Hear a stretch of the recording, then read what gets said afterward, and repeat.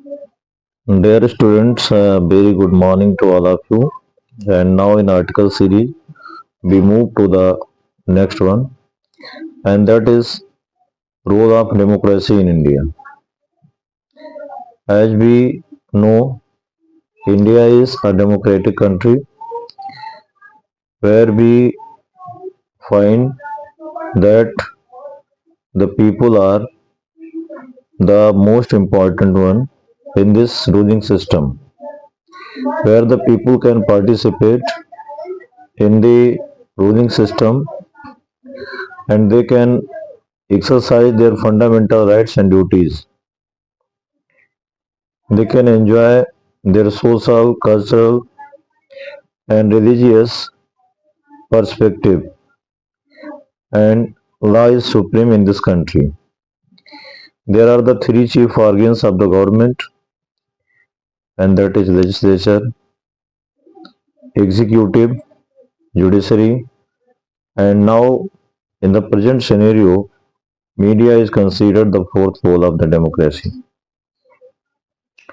Since the beginning of the democracy in India, it has been a golden period in our country.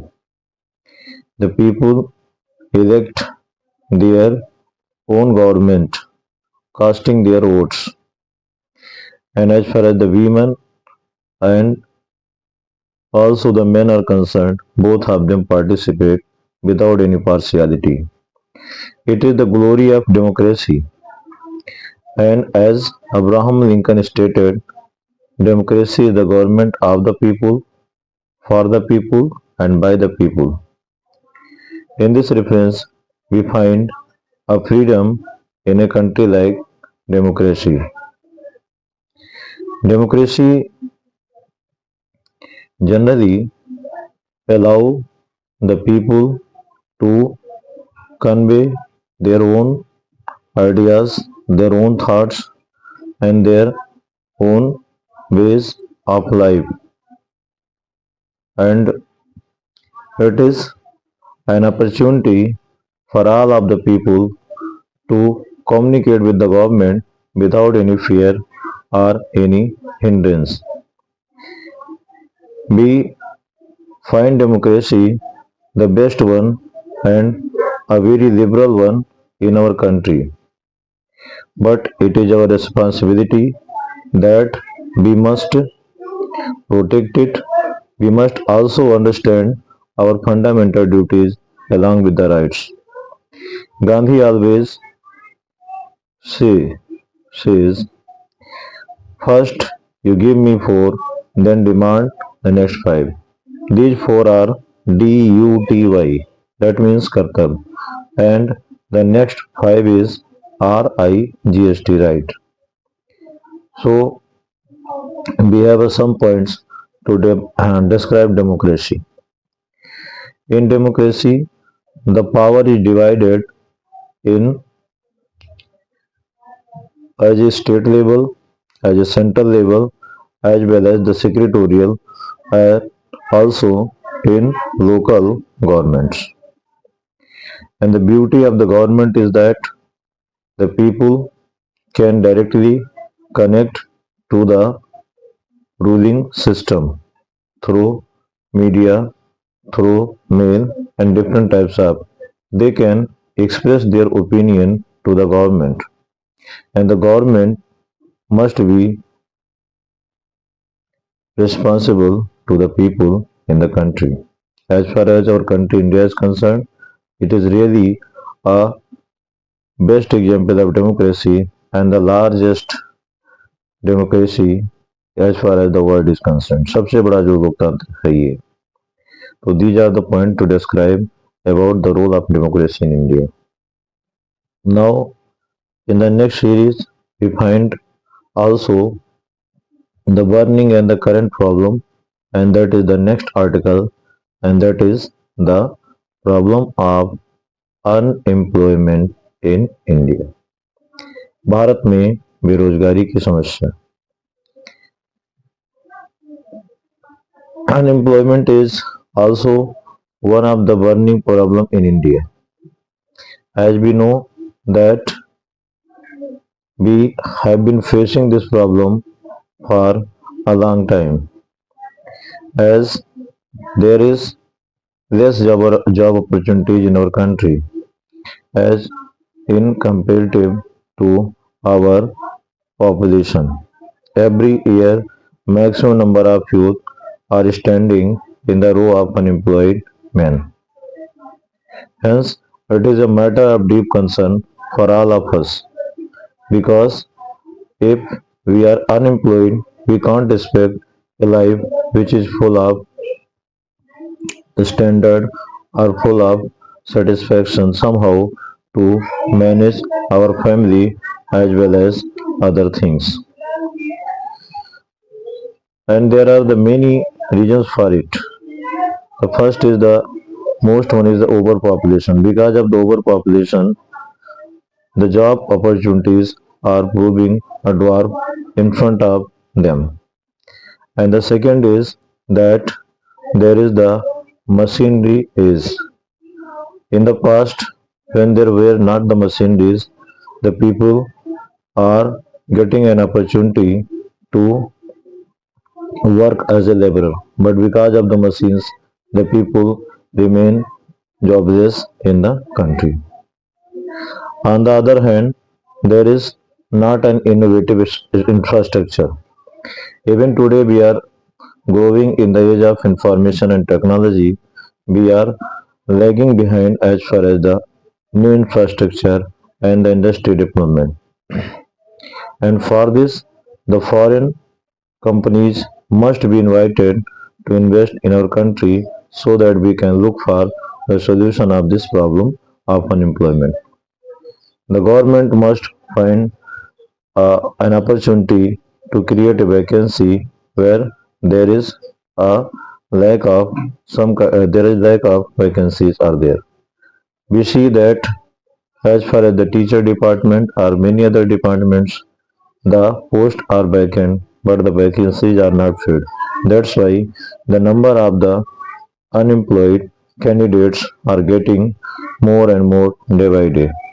It is a matter of deep concern that in our country the talented and the young generation remain unemployed for a long time, and sometimes they also take a wrong step, and because of the blundering youth they also forced to commit a crime.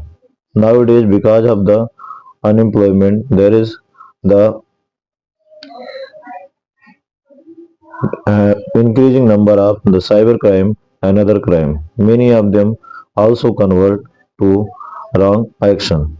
It is a threat to our young generation as well as the society and for our country.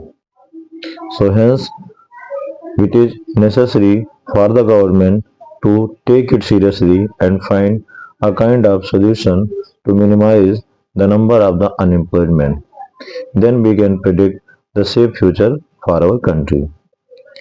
So these are the second, these are the two articles we have discussed here, and it is our responsibility to note down the points what I have discussed and to note down in your copies. And after that, if you have any difficulty, you can consult. And now, after this, we just move to the section C, the grammar section, where we find that there is direct and indirect. The exercise must be done to find as far as in your question banks, as far as your unsolved paper or somewhere is. And if you have any problem, you can consult. Now we have few sentences for you to change into indirect speech. The sentence is he said to his brother. Inverted comma start. May I join your company? Question mark inverted comma close. तो for an example said को हम convert करेंगे asked में requesting phrase है, फिर भी हम asked में ले जा सकते हैं। तो ही आस्क्ड हिज फ्रेंड, क्योंकि यहाँ पर वाक्य क्या से आरंभ है, इसीलिए हम इफ का प्रयोग करेंगे कामा को हटाने के लिए। तो he asked his friend if he, may को हम ले जाएंगे माइट में, योर को ले जाएंगे हिज में। तो पूरा क्या बना, he asked his friend if he might join his company. इसके बाद में फुल स्टॉप। ओ आर करके सेंटेंस आया, जैसे they said inverted comma start, alas, उसके बाद में विस्मयादोधक निशान, we have lost everything, full stop, note comma close हो जाएगा। तो क्या होगा, चूंकि एलास दुख का प्रतीक है, इसीलिए सेड या सेड किस में जाएगा, एक्सक्लेम विद सॉरो में। तो they exclaimed with sorrow that they had lost everything। इसके बाद में फुल स्टॉप कर देंगे। इसी प्रकार से आता है आपका combine the following sentences as directed in brackets. Combine का मतलब जोड़ना होता है, फॉलोइंग का मतलब नीचे दिए गए, और जो सेंटेंस है उनको आपको जोड़ना होता है। एज डायरेक्टेड का मतलब जैसा कि निर्देश दिया गया है, ब्रैकेट का मतलब कोष्ठक के अनुसार। तो जैसे आपके पास सेंटेंस आ गया, ही completed his work, full stop. उसके बाद दूसरा आपका वाक्य है, he went home, full stop. फिर उसके बाद ब्रैकेट में रहेगा, और ब्रैकेट में लिखा रहेगा सिंपल सेंटेंस। तो जब दो वाक्य हों और एक में कार्य का संपन्न होना दिखाया जाए, और उसके बाद उसी क्रम में दूसरे कार्य में आगे कार्य का होना बाद में दिखाया जाए, तो पहले वाले वाक्य में हम प्रेजेंट परफेक्ट पार्टिसिपल का इस्तेमाल करते हैं। प्रेजेंट परफेक्ट पार्टिसिपल में क्या होता है, हैविंग का प्रयोग करते हैं, उसके बाद में क्रिया की तीसरी अवस्था आती है, और दोनों में अगर सेम सब्जेक्ट है, यानी एक ही प्रकार का सब्जेक्ट है, तो वहां से हम पहला जो सब्जेक्ट है उसको हटा करके दूसरा सब्जेक्ट का इस्तेमाल करते हैं। तो इस प्रकार से having completed his work he went home, उसके बाद में फुल स्टॉप हो जाएगा। अब इसमें ओ आर करके देता है, दो में एक करके होता है, फिर ओ आर करके लिखा है। जैसे सेंटेंस है आपका, where do you live, question mark, पहला सेंटेंस।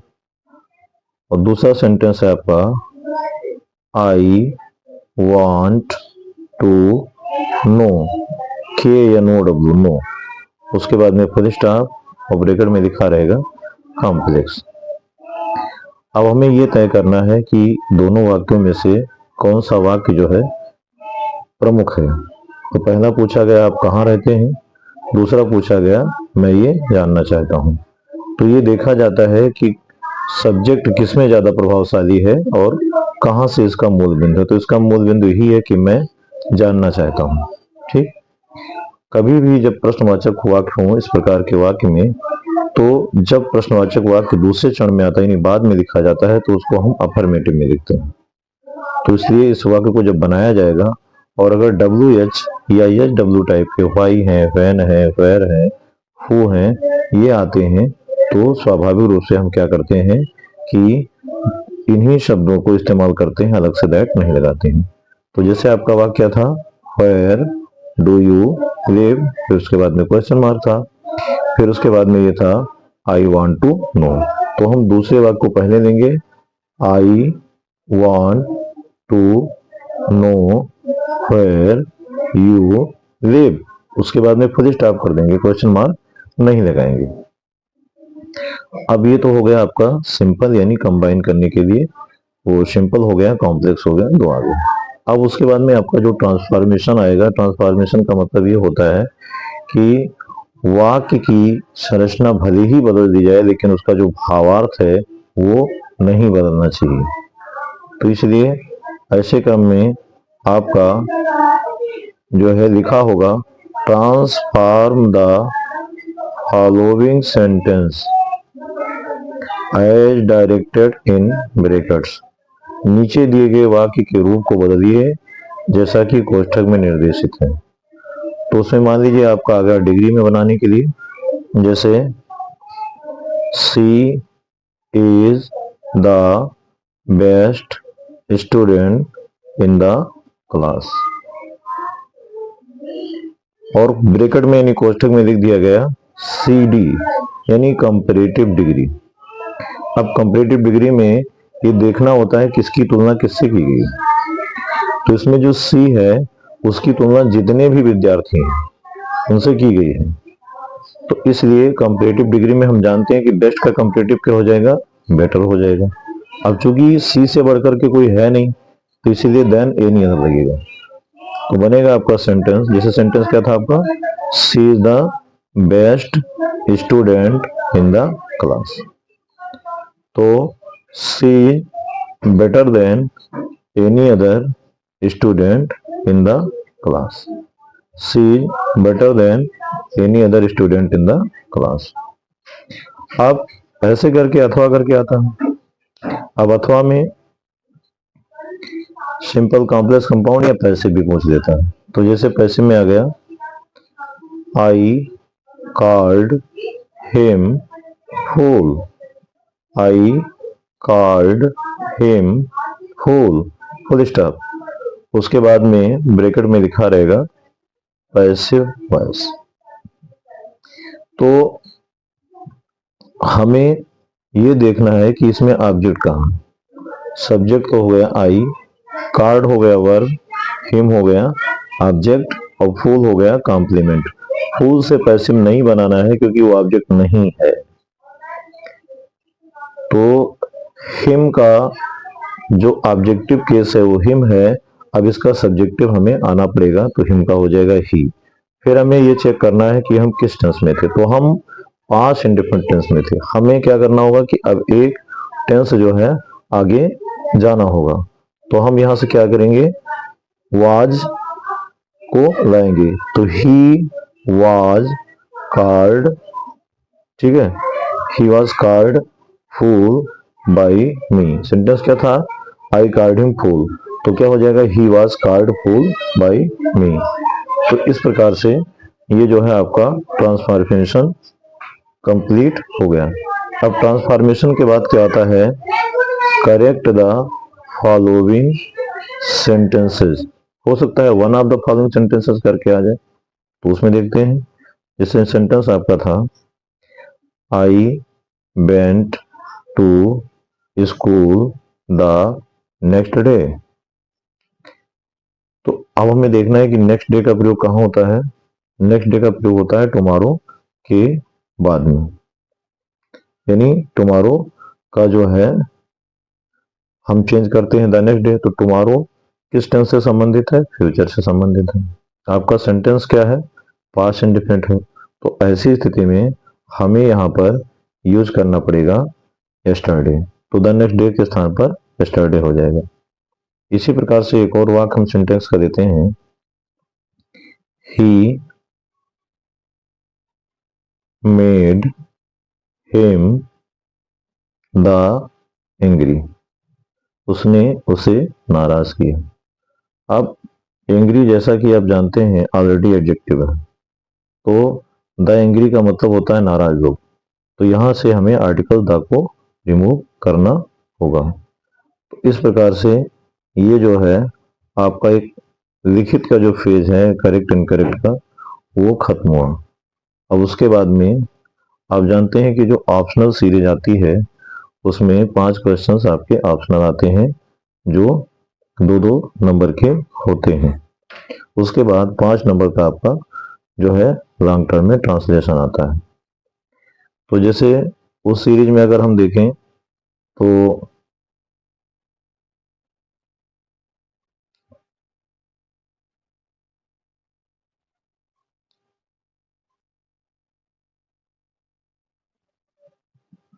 ऑप्शनल सीरीज और जो आपका ट्रांसलेशन है, इसको नए वीडियोस में हम इसका उल्लेख करेंगे। और इन चीज़ों को देखने के लिए आपका बहुत बहुत धन्यवाद और मेहनत करते रहिए। जो नए लोग हैं कृपया चैनल को सब्सक्राइब कर देंगे, लाइक कर देंगे, शेयर कर देंगे, ताकि आपको अगली जो वीडियोस हैं वो जल्द ही मिल जाए और इससे उत्साहवर्धन भी हमारा होता रहे। Thanks for watching.